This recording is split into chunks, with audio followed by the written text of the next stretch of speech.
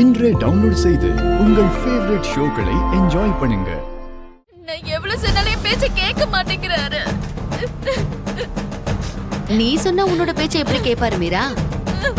உன்னை இப்படி அப்பாவியாக்கி கூத்தடிக்கிறது அந்த கேபிக்கு ஒரு வழக்கமாவே மாறிடுச்சு. இங்க பாரு மீரா, நீ பயப்படுற மாதிரிலாம் எதுவும் நடக்காது. நானும் அண்ணனும் கேபியை தடுத்து நிறுத்துவோம். நிஜமாவா நீ? இங்க பாரு, நீ எங்க வீட்டு பொண்ணு மீரா. உனக்கு ஒரு அவமானம் ஏற்பட்டா அது எங்களுக்கு ஏற்பட்ட மாதிரி இல்லையா? அப்படி எதுவும் நடக்காது. அத மட்டும் பண்ணி புனித கட்டிக்கோங்க அண்ணி. அடுத்த ஜென்மத்துல நான் தான் உங்க பொண்ண பொறுப்பேன். இப்போ உடனே நீ செத்து போயிட்டா அவளால பெத்துக்க முடியாதுமா. 2 பேரும் கிட்டத்தட்ட ஒரே வயசுல இருக்கிறதுனால ஒரே அடியா சாகுறதுனால ஒருத்தர் வயசுல இன்னொருத்தர் பிறக்கிறது கஷ்டம்மா. சித்தி, அதாவது பிராக்டிகலா நடக்கிற விஷயத்தை தானம்மா நான் சொன்னேன். நீ வாய மூடு. என்ன நீ? சித்தி இப்பவும் இப்படிதான். இங்க பாரு, இன்னைக்கு மஞ்சள் அடிக்கிற ஃபங்க்ஷன் இருக்குல்ல, கொஞ்சம் ஹெல்ப்பா இருக்கும். நீ இந்துவுக்கு ஃபோன் பண்ணு. உன்னெல்லாம் அவங்க பாரு.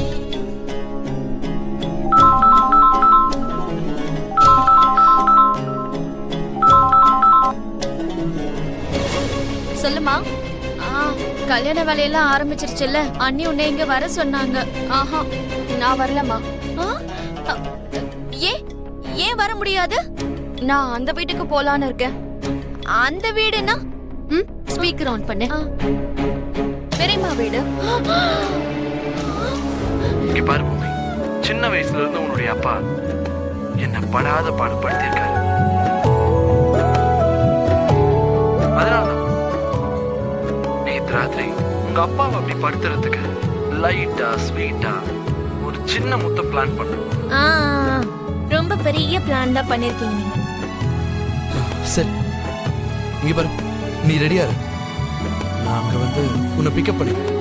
இன்னைக்கு உன்னை வாட்டர் வேர்ல்டுக்கு கூட்டிட்டு போகணும்னு நான் ஆசைப்படுறேன். என்னாலலாம் வர முடியாது. ஏன்?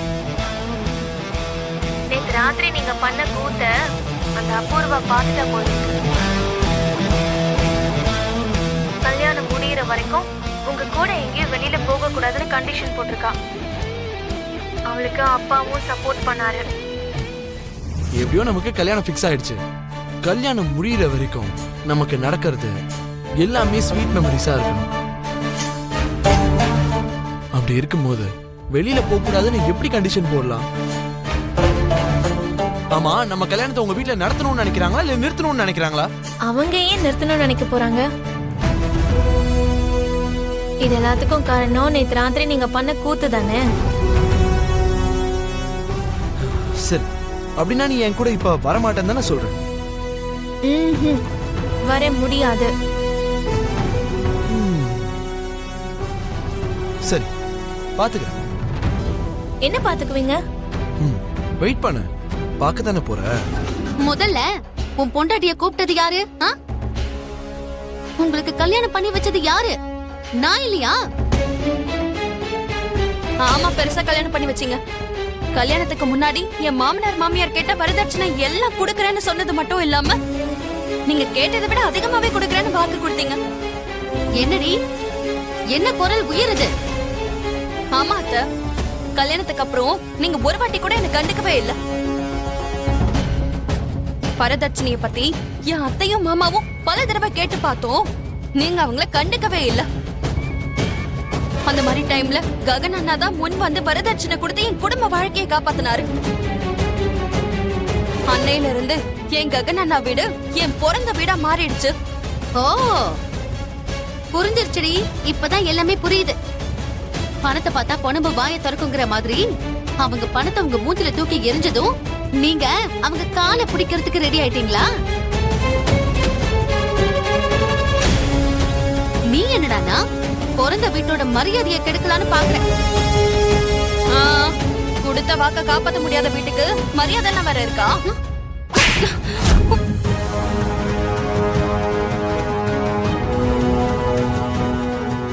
அமைதியா கேட்டுட்டு இருக்கேன்னு வாய்க்கு வந்ததெல்லாம் பேசினா கண்ணம் பழுத்துரும், பாத்துக்கோ.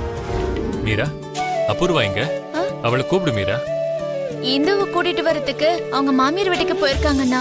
போன் பண்ணி வர சொன்னா வர போறாங்க. இதுக்கு எதுக்கு போகணும்? அதோ வந்துட்டாங்கண்ணா.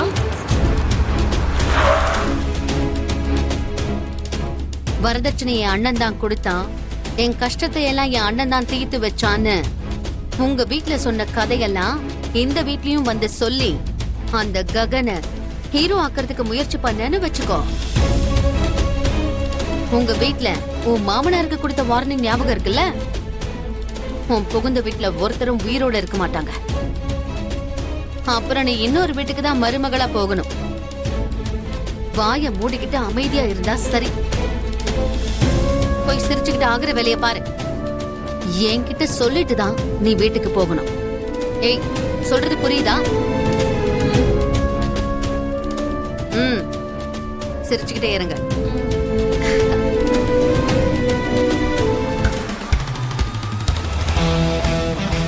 வா.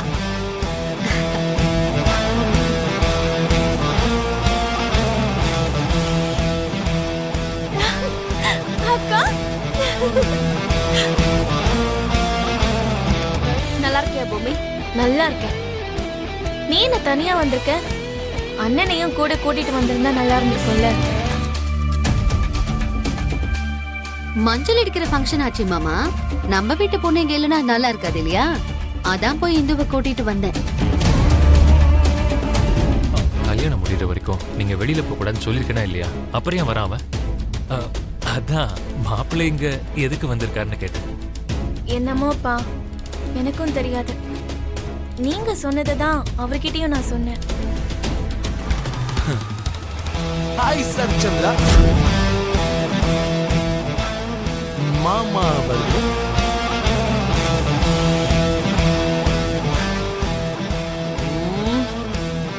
I love you மாமா. I like you மாமா. I like you மாமா.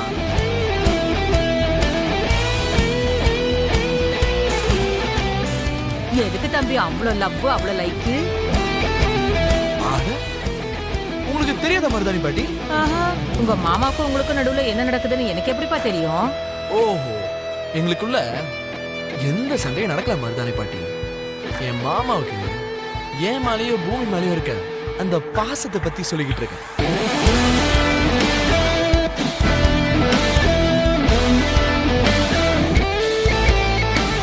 பூமியை இனியும் வெளியே போக கூடாதுன்னு சொல்லிருக்காங்க தெரியுமா?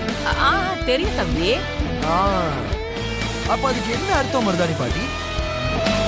வருங்கால தம்பதிகள் வெளியே சுத்தினா கண்ணு பொத்துமா?